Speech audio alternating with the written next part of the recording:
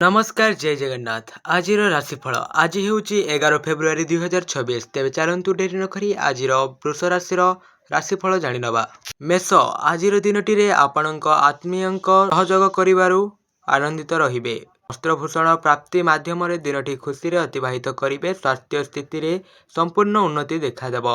शत्रु माने सुजोग अपेक्षा रे किंतु कौन क्षेत्र बाधा हो पारे नहीं। अध्ययन और अध्यापना क्षेत्र शुभ फल मिल। वृष साधारण कथा को केन्द्र करी बंधुों सह मनमालिन्य जो मन उदास रहिबो। भूल बुझामणा वशतः क्षुब्ध हो स्त्री मुह फेराई नहीं पारती। यात्रा वाणिज्य लाभवान हेबे। स्वास्थ्य समस्या नहीं चिंतित रहिबे। सत किंतु अवहेला जनित कौन उपचार करने सहज साध्य न हो पारे। मिथुन राशि आज आत्मीय सौजन्य गहन दिनटी हस खुशी अतिबाहित हेब। आकस्मिक भाव में खर्च भार वृद्धि पाइबा कारण चिंता प्रकट करिपारंती। बारूद और विद्युत प्रति सावधान रहिबा। क्रीड़ा कला साहित्य और प्रशासनिक स्तर में उच्च सम्मान पाइपारंती। कर्कट राशि आज समस्त आशा और आकांक्षा को पूरण करिबारे साहाय्य करिबो।